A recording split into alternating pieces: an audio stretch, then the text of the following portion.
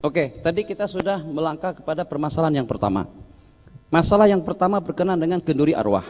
Sudah saya katakan tadi, kalau kita telusuri, kalau kita kaji satu persatu daripada acara yang kita adakan pada masa kenduri arwah, tidak ada satupun yang bercanggah dengan hukum.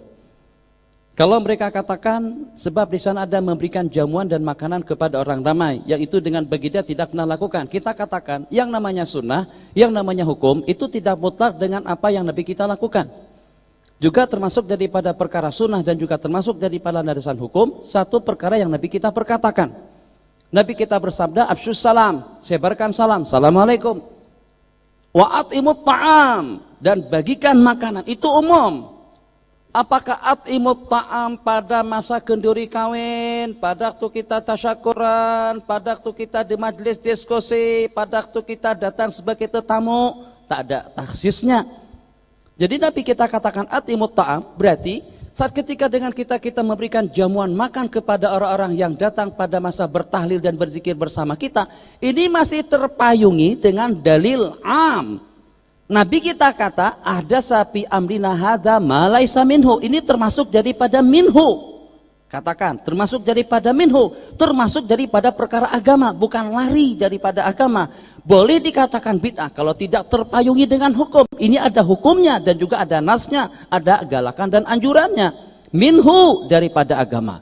Jadi dengan demikian, saat ketika kita mendengar fadail, beberapa buah hadis yang diriwayatkan tentang keutamaan dan fadilat kita memberi makan, kita katakan kenduri arwah tadi itu tidak termasuk daripada perkara bid'ah. Kenapa? Sebab tujuannya tidak lebih daripada untuk bersilaturahmi, tidak lebih daripada bertoleransi, tidak lebih daripada untuk memberikan jamuan dan sedekah, tidak lebih daripada berkumpul untuk kita membaca Al-Quran dan juga untuk kita menzikirkan La ilaha illallah. Saya buka di dalam kitab Ar-Ruh Ibnul Qayyim. Rupa-rupanya, mohon maaf dengan bahasanya, rupa-rupanya puak-puak Wahabi di tempat kita tuh dengan Salafi di tempat kita ini lebih teruk daripada Wahabi yang pada zaman dahulu.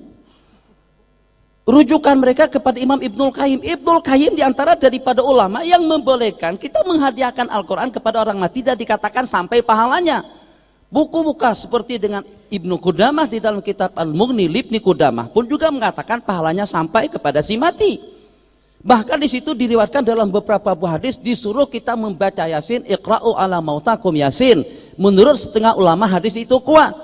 Abi Daud yang meriwayatkan hadis itu sakataan sanadihi. Beliau sudah hantar surat kepada penduduk-penduduk Mekah. Tiap hadis yang beliau riwayatkan di dalam kitab Sunan Abi Daud, kalau beliau tidak komen, tidak ada taklik, berarti hadis itu shalihun lil ihtijaj. Oke, kenapa dengan kalian mengatakan haram kita membaca Al-Quran ataupun juga membaca Yasin di atas kubur? Sedikit saya mengakhiri dengan masalah kenduri tahlil tadi itu dengan jamuannya. Oke, kalau pada waktu Nabi kita bersabda, al-mayyitu yu'adzabu bibukai ahli. Sesungguhnya orang mati itu akan terseksa dengan tangisan niyahah daripada keluarganya.